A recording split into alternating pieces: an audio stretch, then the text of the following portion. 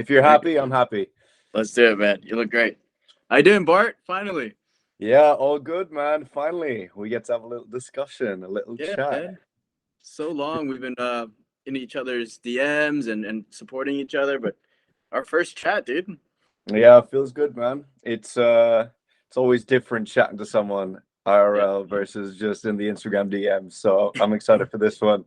exactly, man. Where are you now? Because you're traveling all the time. Last time you were in Spain about a few weeks ago. Are you still there? Yeah, no, 2 weeks ago I was in Gran Canaria, that's in the Canary Islands. Right now I'm back home in Ireland temporarily. So I'm in the land of the green and cows and the Irish countryside. It's pretty Yeah. boring here, so I won't be here long, but I mean, can't complain. You guys have the best raw milk, raw dairy, all that, right?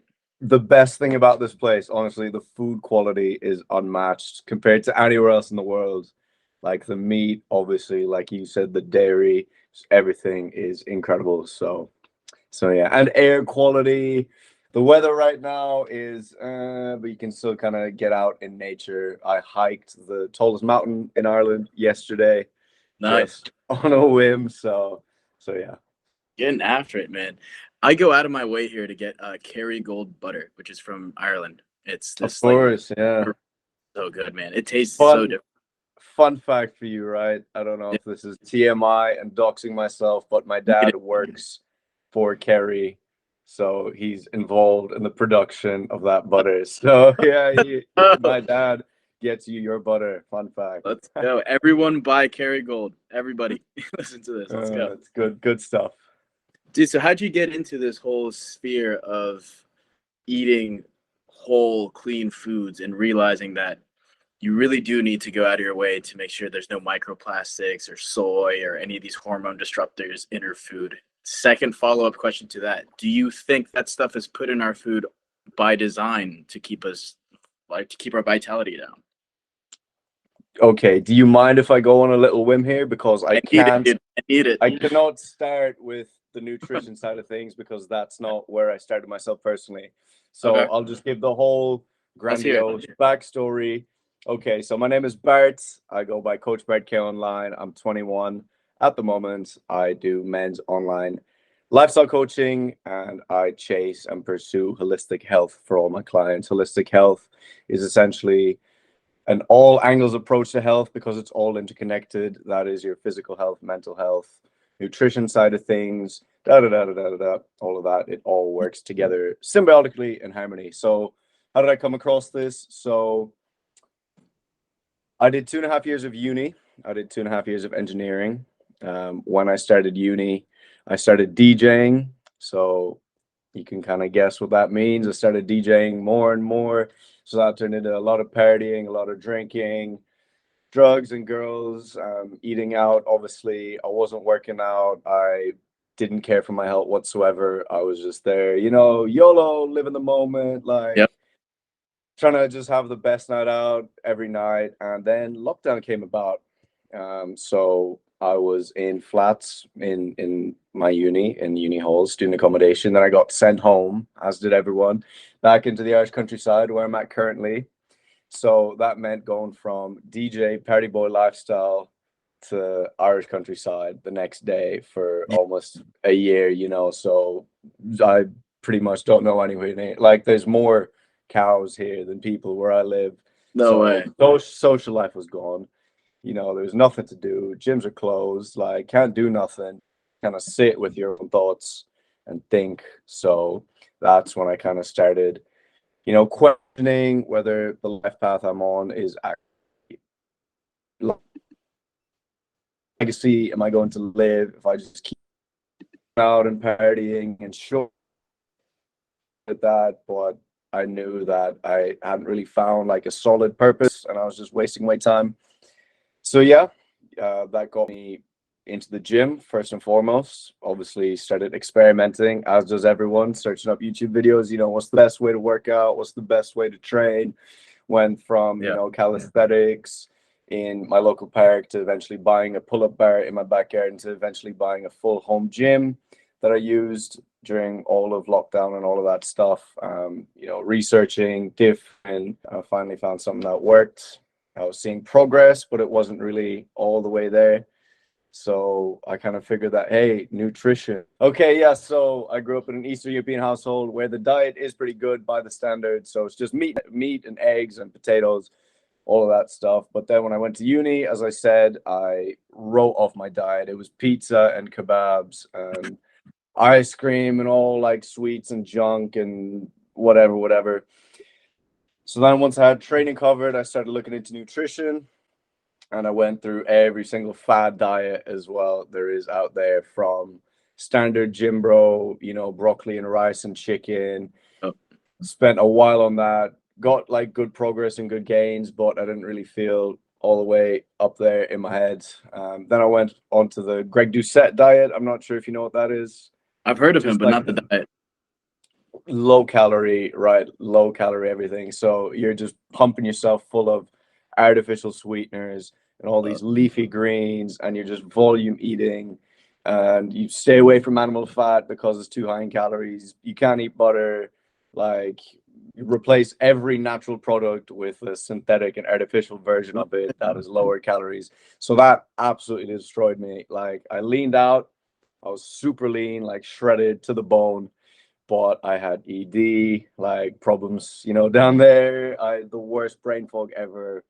I was super restrictive at my eating, which spiraled into so many issues. I can't even begin. Like, I was just an absolute mess. And then I stumbled across a few Instagram accounts. Obviously, the legends like Soulbra, Primal Thrive, now one of my good friends. And I saw these guys preaching about, you know, eat animal products, eat butter by the spoonful, honey and steak and mince and potatoes. And, you know, I saw them eating all this food and they're all jacked and healthy and, you know, handsome men, no homo. So I was like, hey, you know what? Maybe I shouldn't be listening to the guy that's on steroids. Maybe I should be listening to the guys that are natty, eating this food and look good. So that's when I kind of started to piece things bit by bit. And I remember, like, you know, the early days of me finally eating red meat again, I just felt amazing, like incredible, just this burst of energy. And just you just feel like you can do anything. It's like the Limitless pill. Have you watched Limitless? Yeah. See that stuff. So you just feel like a god. But yeah, I started to experiment, and then obviously even with that there was a lot of issues at hand, because say I started eating like more natural whole foods, but natural whole foods also meant I was eating a lot of vegetables and nuts and sometimes grains because it's natural, it's single ingredient. So then, you know, even more study, even more research, read a couple great books, read into the works of Ray Peat, for example, also Catherine Shanahan, that wrote Deep Nutrition, had a profound impact on the way I eat now. And now I'd like to think that I have the diet fully nailed. So now just remind me what your original question was, because that was a long tangent, but I feel like I had to get it out. No, that's great. That's actually much needed, because I was going to go into, like, if you think they are naturally or by design putting microplastics and hormone disrupting things in our food, or is that just the easiest way to do industrial agriculture, is to just put all this glyphosate and all this stuff in their food? Like, do you think it's by design or no?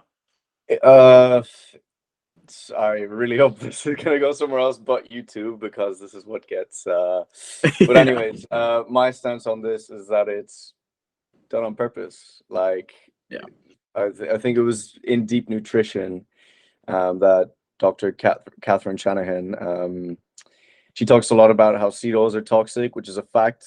Yeah. And there was something like she had a meeting with the president of the Culinary Institute of America, which is, you know, the body that pretty much governs food in America. She had a meeting with him, and they spoke about seed oils and canola oil, and if it's, you know, so heart healthy, like, why does it go through so many processes, and why is it oxidized and bleached and deodorized, all of this? And he said something like, to feed the masses, you know. So I feel like it's everything is kind of done on purpose. When you look into things like Monsanto and how they came up with, you know, Roundup and glyphosate and all of that, like, it was all done for a specific reason.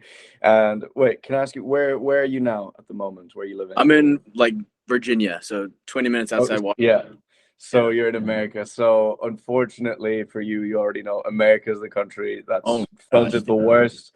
Like your food is literally poison. I'm Yeah. sorry now, but dude, it never fails to surprise me. Like a couple guys in my DMs from America here and there, and like literally the same product I have here, they'll send me a picture of in America, say like the ingredient label, and over here it's like safe to eat, healthy, nutritious. Over there it's like poison, straight poison. Like so it's Straight poison. terrible. I feel for you.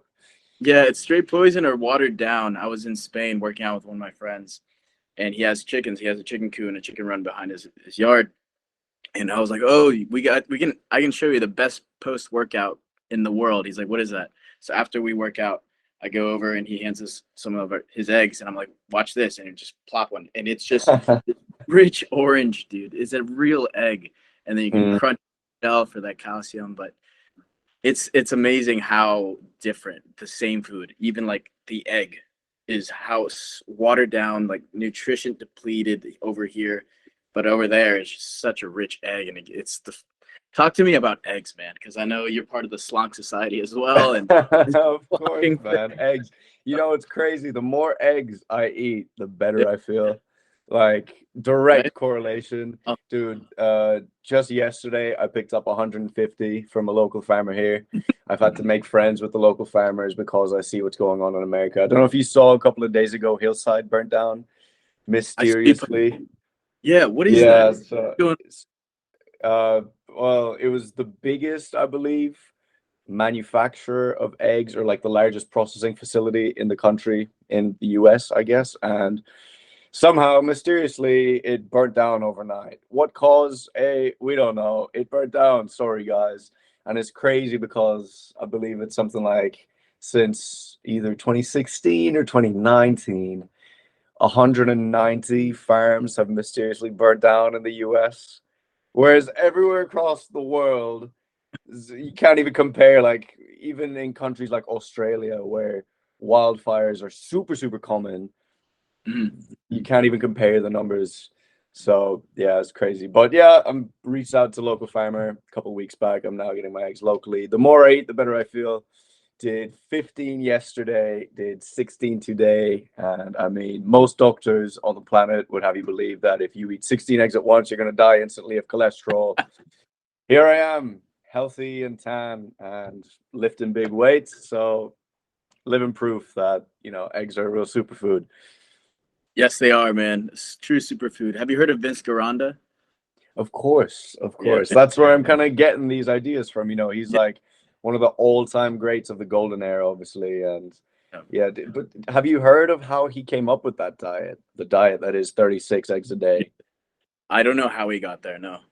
So there was a study, I think it was in 1970s, maybe 1980s, and it was a diet to reverse the damage done to burns victims. So, people that fucking got just destroyed by fire or whatever. And the diet was 35 raw eggs a day. And, that somehow helped them heal and rebuild and, rejuvenated their bodies to the point that they were able to live their lives again after suffering severe burns. So Vince Gironda, I'm guessing, took that and was like, hey, well, I'm not a burn victim, so what happens if I eat this? And he must have just seen great results. And I Yeah, mean, speaks for itself, like world-class physique. So yeah. it really does, man. And yeah, the egg, it's so simple, yet, like you said, there's a bad connotation that comes with cholesterol. But then I was reading The Carnivore Code by Paul Saladino. He's the Mm. carnivore. And he's saying, think about it like the arteries are like sticky walls, right? And basically, cholesterol goes in as a good agent.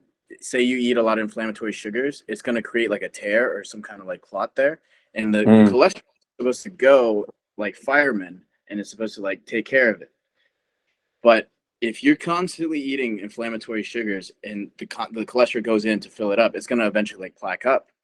But you can't blame the fire on the firemen. The firemen are there to clear it up. So the cholesterol Mm.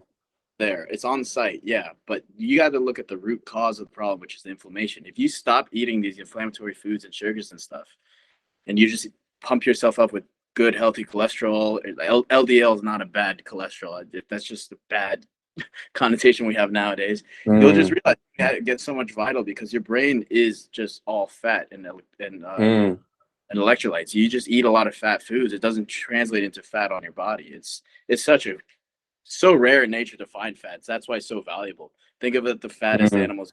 Think of like a bear or like a whale or mammoth. Like they have so much fat on them, but you have to work your ass off to get it, and it's so rare to get. I just think it's crazy how villainized fat is, dude. And you know, there was a study done on cholesterol, and it was something crazy. Like it was 3 top whatever, some American university researchers, scientists, nutritionists, whatever. And so, how do I put this? So initially, the study that they did that cholesterol is bad for us, that was initially done on processed sugars. So all the work that we've heard about cholesterol being bad and cholesterol clogging arteries, just like you said, it was initially done on sugar. And I believe in the early or mid 2000s, those scientists came out when they were old men and they said, hey, yeah, we were paid off. This was all done on processed sugars, not saturated fats.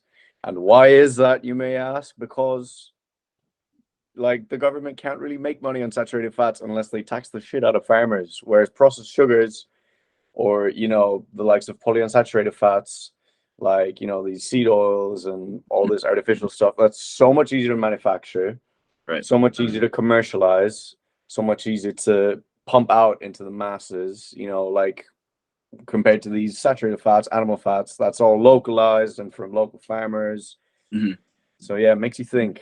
Makes you think, man. And yeah, you have to raise the animal. This is a living creature. You got to raise it till a certain age. Whereas and all these like processed sugars, and like Mr. Kellogg himself like explicitly said he wants people, because I think he was a Seventh-day Adventist or something like that, and he wanted to like bring down vitality. Basically, he said people libido, from what I've heard. Yeah, he was like, people are being too sexually like active and whatever in population, which is a fallacy, by the way. The population increase is actually we're going to suffer a population decline soon, actually. But he was just like so afraid of that. He knew that like grains could like really disrupt someone's hormonal imbalances and libido, and so there's some evil play at work, man. Evil play, but as well as that, you know, a lot of people are still in the belief that whatever comes out the TV or the government's mouth has to be the truth and the fact. You know, why would they lie to us? Why would they not want the best for us or our citizens? But the longer, like the older I grow, the more stuff I see going on that's just not right. And you really have to think for yourself. Like, Really? conspiracy theorist has very quickly turned into conspiracy realist, because nowadays, I don't know, there's just so many things that don't add up that you have to think for yourself, or you're just going to get lost in the sauce, be one of the sheep, as grim as that sounds. But that's what guys like us are here for. Yeah, man. Know, hopefully wake up the masses. Yeah. Slowly but surely. So tell me about this biohacking, because that's what basically you have to do. You have to do self-experimentation, see what works for you, because everyone is different. Yeah, but there are like some foundations that everyone, like body is still a Homo sapien body. So like seed oils is not supposed to be in there, but there are some unique things, and everyone reacts differently. So biohacking became this huge thing. I see you're wearing blue light blocking glasses, right? Of course, man. Of course. After dark, so I have the salt lamp and the blue light blocking glasses. So what does that do? Why? Well, all of this light that we're surrounded with, this MacBook that I have in front of me, this phone that I have right here, it's all artificial blue light. Artificial blue light has been linked to just zapping us out of our circadian rhythm, and once the body is out of circadian rhythm, leads to multiple issues like storing unwanted fat, depression, anxiety, and once your sleep falls, I mean, I'm sure you know what it's like. Everything else just dips down as well. You don't have as much energy, you don't have as much cognitive ability. you can't do as much. So yeah, trying to minimize this artificial light. And on the flip side, trying to increase the amount of natural light I see. So first thing I do when I wake up with the sunrise is go stand outside. Rain or shine, overcast or sunny, you just stand outside, you just look even at the clouds, get as much natural light into your eyes as possible, absorb all of those photons. And yeah, like if you think about it, this fake light, it's only been around what, I don't want to be wrong, 50, 60, 70 years. Like, Yeah. so, you know, anything that's like super new that hasn't been around for the 10,000 years we've been around, we really have to be careful, you know, like Yeah. there is no long-term studies or like really good, solid scientific evidence, you know, backing that, oh yeah, this light is bad for us or whatever. But, you know, if you start experimenting yourself, you very quickly realize that perhaps viewing a screen all day isn't the best way to go about things. So yeah, limit blue light, get blue light blockers. These are RA Optics, one of the best on the market in my opinion. And yeah, just use natural light like a salt lamp or candles after dusk. Ideally I wouldn't be using a MacBook either, but doing a podcast, so it is what it is. Let's So do it, yeah, man. Get that. that's Yeah. And there's also, in your bio, you talk about vitality the natural way. So in terms of hormones, yeah, losing sleep and having blue light affects your circadian rhythm, which affects your sleep and affects your hormones. But what are some natural supplements you've been introduced to that you've been doing with that helps with your testosterone, for instance? I literally just posted a post on testosterone, so this is fresh in my mind. Don't know if you saw that, but Yeah, natural supplements. So supplement, the supplements I'll leave for last, right? right. Supplements, people see that as pills and powders, whatever, so that's last. Yeah, Supplements to promote testosterone. Number one, weight and resistance training, weightlifting, lifting weights heavy, consistently, repetitively, getting a nice pump, getting a nice sweat on. That's, I think, the best thing you can do out of all to increase your testosterone, because to build muscle, you need testosterone. Once you lift weights, there's going to be a direct testosterone response in response to the weight training that you do. So to engage as many muscles as possible, focus on big compound movements that engage many muscle groups at once. That's things like squats, deadlifts, pull-ups, presses, overhead press, chest presses, dips, yeah, even push-ups. Just the more muscle you use, the better. And once you're recovering, that's going to have a testosterone response, because your muscle is going to break down and then your body is going to build it back up. So I would say that is a key pillar for anyone wanting to increase their testosterone, as well as to like just vitality. Like I feel like forgetting the obvious physical benefits, the gym has so many mental benefits people don't even realize. Like you sacrifice that 1 hour in the gym, right? But from that you gain like discipline, more self-confidence, like you feel better obviously, so you like you look better, so you just feel better about yourself, and then that discipline translates into things like business or your relationships, like just so many different things. So yeah, gym is key. Or if you don't have a gym, you know, working out. I did home workouts for a long time. It got me in shape. Calisthenics as well, not writing that off obviously. Or whatever your sport of choice is, really. I mean, some people sprint, some people row boats. You just got to be physically active. yep, Second pillar is obviously nutrition, like we spoke about. You have to provide your body with the right fuel. Like food is a language, like it's information that we're putting into ourselves, and the body responds to that language, to that information. And depending on what you put in, it's going to produce a different outcome.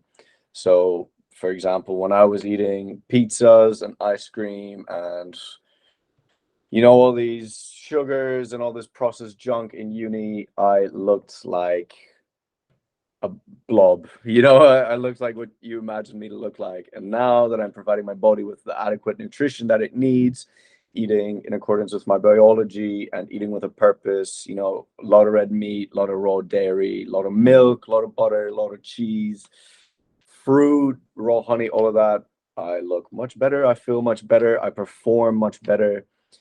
My head is clear. I've unlimited energy throughout the day. And testosterone is higher, obviously. Third pillar, I would say sleep. Number 3, sleep. You have to optimize your sleep. Sleep is when you recover. You need sleep. I used to be one of those guys, obviously, as a DJ. I was like, don't need no sleep. I'm going to stay up all night, but I was literally like a zombie the next day. And for days after as well, you cannot perform your best when you're not well rested. Right. So it took a long time for me to get my circadian rhythm back, fall asleep, ideally with the sun, wake up with the sun again. But depending on where you are, that's not really possible, especially here in Ireland. I mean, it's 6 p.m. and it's dark outside now, so not going to be going to sleep at 6 p.m. Not quite. But yeah, sleep. Tips to optimize your sleep. Sun in the morning. Limit blue light, like we spoke about. Blue light glasses. Switch off the phone. Read a book. Stop scrolling. You don't need it. Relax before bed. Meditate. Do some yoga. Do some breath work. Throw on a meditation on YouTube. Put your phone in the corner.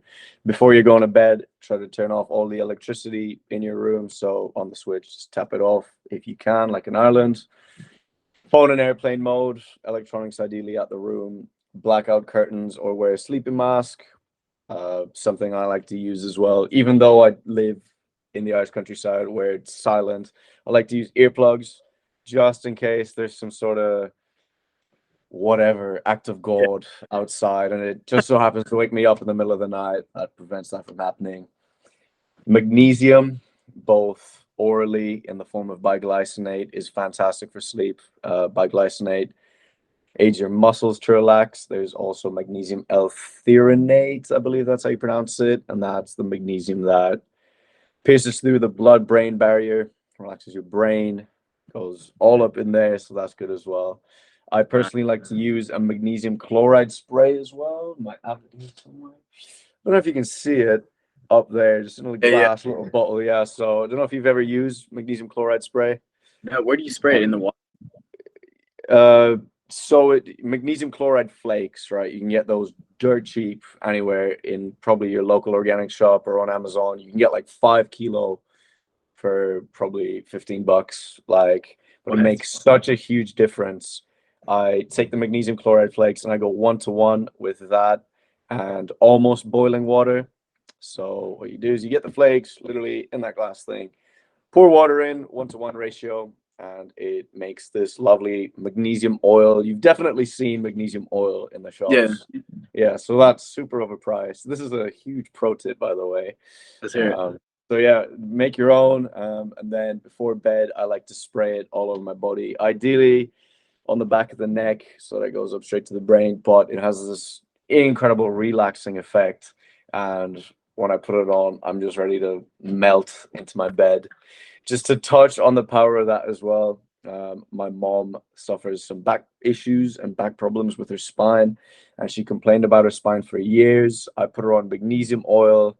She uses it morning and night, and now that's disappeared. Let's go. Nice. Powerful stuff, super easy, super cheap to make, powerful stuff. So yeah, that's one for you to try. Yeah, man. I'm gonna try that one. I also haven't tried Shilajit yet, and I know you talk a big deal. Dude, do you drink coffee? I don't really know. I mean, every now and then, like once a month or something. But wow, okay. Whoa, okay. So I'll have 2 espressos a day, but yeah, each to their own. So yeah, my first espresso is always with the Shilajit. Second one is without. That first espresso just quirks me up for the day, dude. Shilajit. It's this black gooey tar that comes out of the Altai mountains in Russia or the Himalayas. And it's made through like thousands and thousands of years of compression of like this organic material, like, dead little crickets and whatever the hell, and dead animals and all this soil and rock composted. It's literally like a black tar. It's really high in trace minerals and fulvic acid. I believe it is something like 80 trace minerals. And then fulvic acid is a really, really powerful antioxidant. So there's studies showing a direct increase in testosterone from Shilajit. It's also really powerful at detoxing heavy metals, which is super important nowadays, like more than ever before. Yeah. Helps with oxidative stress from things like Wi-Fi. I mean, Wi-Fi, my phone is Wi-Fi, Bluetooth, Yeah. whatever. So yeah, it's one of the only supplements I bring with my in my luggage when I'm traveling as well. Like I absolutely love it. I'm teamed up with Pure Himalayan Shilajit, and I trust those guys. They release like third-party lab tests every so often, so you know you're getting the right products. But yeah, dude, if you haven't tried, honestly, I feel like you'd feel the difference instantly. Yeah, man, I trust you with it. I see a lot of people speak a great deal about it, that it's awesome. Yeah, dude, send me the link. I'm gonna put it in the description of this episode so people can find Yeah, it here. for But sure. Yeah. if you yeah, go ahead. No, I was just gonna say, touched on heavy metals there and detoxing heavy metals. I want to Yeah. expand a little on that. I heard an interesting protocol recently from another guy on Instagram, and he swears by taking a high dose of Shilajit and then sitting in the sauna for a really long time. I know you like the sauna a lot as well. Yeah. Um, but apparently the Shilajit before the sauna has just like this incredible effect of helping you detox heavy metals even more so than usual. So that's what I'm trying this evening. I like to go to the sauna in the evening. So yeah, I'll report back with Yeah, results. report back and bring a white towel so you can see and all the gunk that comes out, because that sounds pretty similar to another heavy metal detox I did, a niacin flush. I did a flush. Oh yes. Love You take love that. Have you done it? Yeah, multiple times. Yeah. I have heard recently that it's not really optimal, but dude, I used to do it frequently. I'm talking once a week, probably, like super high dose. I'd go to the gym, like glowing red, and I used to love the feeling, dude. I remember one day when I was living in London just last year, I gave my girlfriend at the time, it was 300 milligrams. Uh-huh. So, dude, I used to do like 800 milligrams, maybe even a gram. That's like What? insane doses, but I gave her 300 because she had a cold and I thought it would kind of like give her more energy, whatever. She started flushing so bad she started crying. So, you know, it's not for everyone, not for everyone, definitely, but it worked for me. So, Bart, you dog. oh, Yeah. I I took hello. 500. Yeah, I took 500 milligrams. And yeah, dude, instant red flush, and it's basically activating your histamines. Like it is an allergic reaction. It's just like itchy and red everywhere. But Mm. yeah, immediately I start working out, so I start sweating it out, and then I go to the sauna to finish it off to start keep sweating it out. And I brought a white towel with me, and I'm just wiping. And yeah, it's dirty from sweat, but it also, like, I heard that you can see some of the heavy metals come out in your sweat. So it was like kind of like a brown gray that would just come out. It was nasty, dude.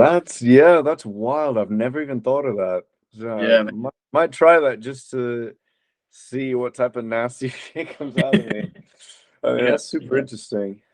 yeah.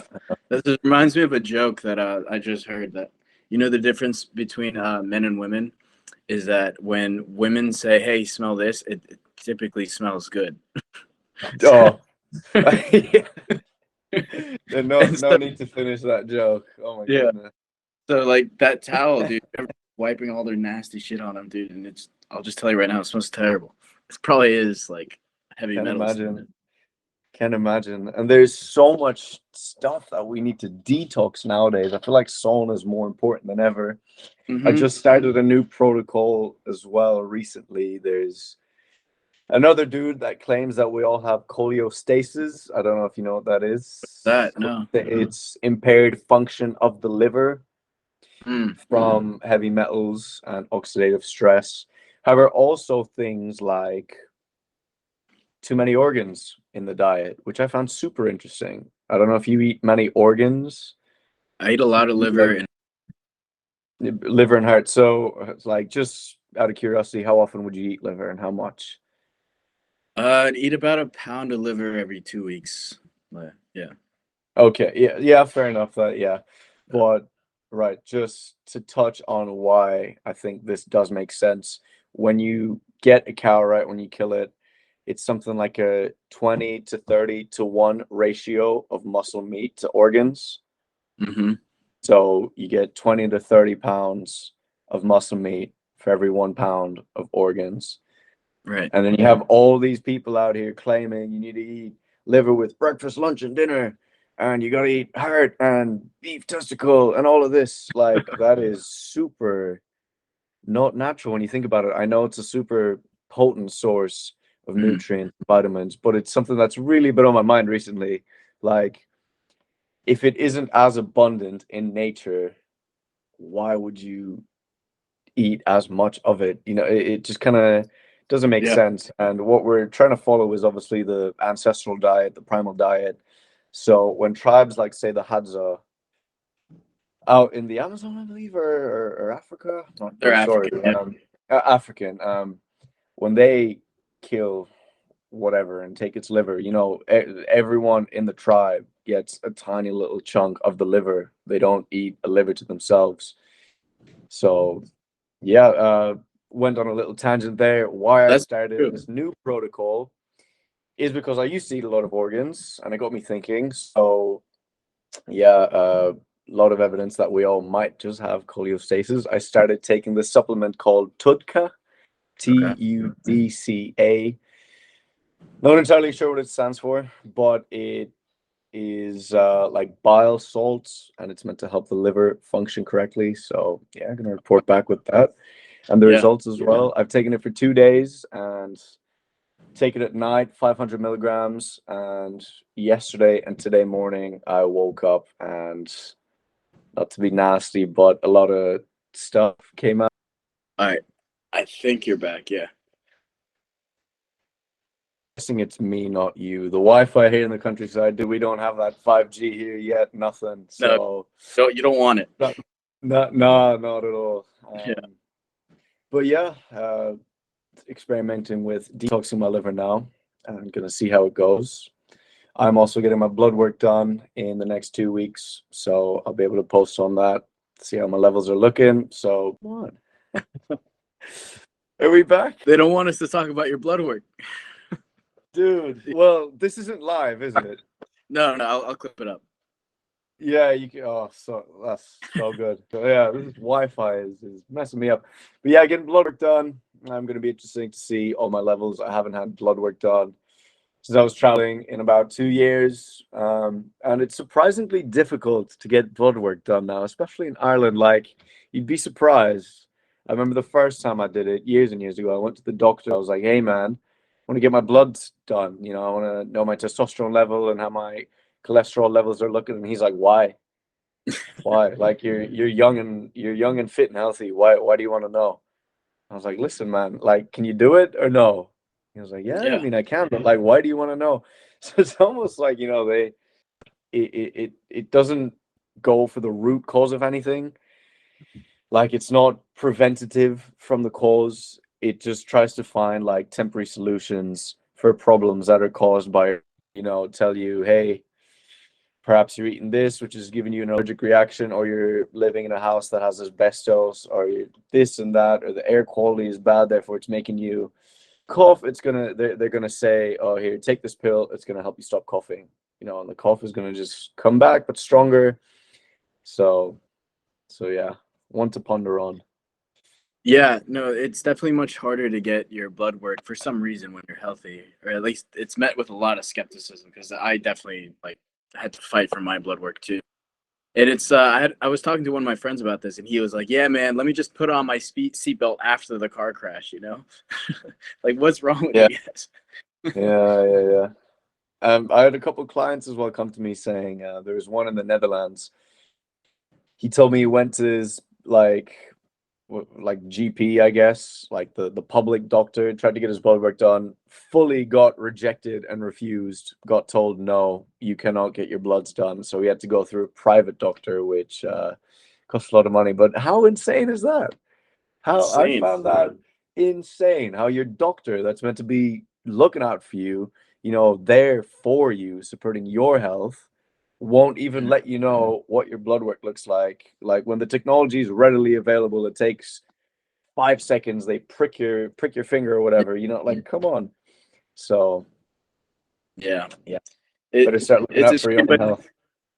exactly. You gotta, if you're listening to this, you gotta get your blood work done, get your base levels, and just understand. Even if you're feeling really bad, the first blood work I ever got was when I was feeling pretty bad, and when I was in Hawaii, I was working East Coast time because my client was still East Coast, but I was 6 hours back. So every day I was waking up at 3 in the morning and just working. So my sleep was so bad and my hormones were just shot. And so I was like, I feel so bad. Let me check out my blood work. That was a battle, but I'm glad I got it because like my T was so low and all these things were like, yeah, it was bad. But then I got another blood work recently, like a few months ago, and it's everything's not just fine, but it's like great high T because I'm learning from guys doing stuff, things to biohack and like get better. So you got to Do get you your blood.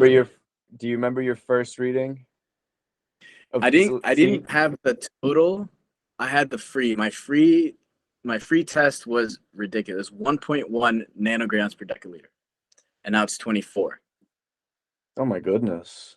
Yeah, my free is 24 and then my total T now is in the 900s. It's 900 something. I actually wrote it down. 919. 919. 19. Wow. Okay. So the first ever reading I got, I believe this was like maybe 2019. This is when I was on that gym bro diet. Yeah. Or no, actually, I think it was Greg Doucette diet era, when I had ED and all sorts of brain fog and issues like that. I was at 334 total testosterone, right? 334. And then I tested, like I said, about a year ago, maybe a couple months ago, and it was 926. Let's So go. that was about a year's difference of implementing, just eating better and all of this biohacking stuff, like limiting blue light and getting more sun and sunning my balls and all this stuff. So, Yeah. I mean, there you go. Like the proof is in the pudding. Mhm. Stuff works. That's almost a 3x. Like that's insane. And That's crazy. it's a 3x in testosterone, but I feel 300 times better than I did. So, Yeah. Yeah, if you want to get results, you gotta. Some might sound controversial, but you gotta start listening to people who look healthy. It seems like common sense. Like you can get people who have the results already and ask them what they're doing. Because a lot of like seed oil enjoyers, they don't look particularly healthy. No, and like health and fitness, I think it's one of the most controversial niches out there as well. When you truly look into it, a lot of the guys are pumped up full of steroids, telling you, oh, just eat chicken breast and broccoli and rice, and that's why it doesn't work for you, because you're not taking the injections, you're not taking the trend. Like that's a big thing I had to go through in my head, like, okay, Greg Doucette is saying to eat 500 grams of spinach every day and just dry chicken breast, but dude, like he's pumped on so much stuff that he can eat whatever he wants. He could fast for 2 weeks and still gain more mass than you, like eating all this stuff, So when you're trying to go down the natty way, it's a lot different, and that's where guys like us come in. The likes of Solbra. My head is a bit blank right now, but I think he's a good example. And guys like Brian Johnson, the Liver King, the natty like ideal. That's the kind of guy we want to keep us straight. Dude. Dude, you know what I saw recently, 2 or 3 days ago? What? Him on his story saying that he's doing quite bad, which that's a big downside to turning away from natty life. That's the trade-off. When you come off of that stuff, all of a sudden you're depressed now, so it's crazy. I feel for the guy. I didn't know it had like psychological effects coming off of that stuff. Dude, like think like every morning you're waking up, you look in the mirror, you're juicy, like you're built, it becomes your whole life, your whole personality, just this outer body. You stop focusing on what's in here and all you focus on is the external, what's out here. And then you come off this stuff, you stop looking like a Barbie or a movie star or whatever. I feel like it really hurts your ego.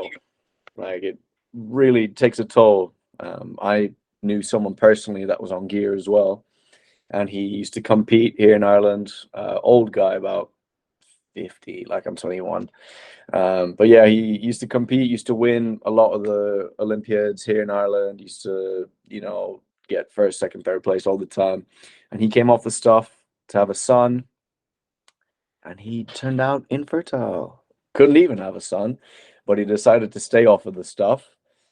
And then he fell into severe depression and, you know, just started losing size. And with losing his size, he lost his mind. So just so much stuff happened. He divorced his wife. He moved away from the country, you know, all of this stuff. And that's just because of gear, like steroids to look better. So I really don't think it's worth it. For anyone listening, come on, dude. Like take your creatine, take your Shilajit, go work out. By the time you're 25, you're gonna look amazing regardless. Like, and anyone and everyone can tell that, you know, you're natty or you're not natty. Like you realistically can't hide it. Like there's a couple guys that look half natty, but you know, there's a couple genetic freaks out there. But I think natty is the way to go. Yeah, natty's totally the way to go. There's all that dark side to it, but also you can tell, and you want to be able to be functional too. You don't want to be like this mass that can't even do anything, and you're doing flips and handstands and stuff. Like that's part of living, is being able to like use your body and express. And also, unfortunately, it can affect your fertility, dude. That is something that, think outside yourself, guy. You know, like Wouldn't you be so heartbroken, you know, if you're like, okay, you look so good on stage, but it comes time to have a son with your wife and oh, you can't. Like, just probably the worst feeling I can imagine in the world. Yeah. Like not being able to have a son or daughter or kids for that matter. But yeah. Particularly because it's self-imposed, man, because you did it for vanity reasons or whatever reasons, but like you did it. Like you made that road. So man. So, dude, I really appreciate the call. And I know that you're helping others transform into better versions of themselves, more vital versions of themselves. How can people reach you if they want to maybe get a consultation or something like that? Yeah. So my Instagram is Coach Bart K. Coach Bart K. Reach out to me there, shoot me a DM. And yeah, that's where I'm active the most. I also have a Twitter, have a YouTube, but I prefer Instagram. Instagram is my home. So yeah, look forward to seeing some of you guys there. Yeah, man. It was great talking to you, man. I'm going to see you back on content you're putting out is amazing. I'm gonna see you back out there. And I might see you in Europe, dude. I'm gonna try to make it out to either Ireland or you make it out to Southern Europe. We'll make it happen. Yeah, for sure, man. For sure. You're more than welcome. I'll show you around. So yeah, thanks so much for the call, man. Thanks, Bart. You're the man. Yeah, all the best. Peace, brother. Thank you.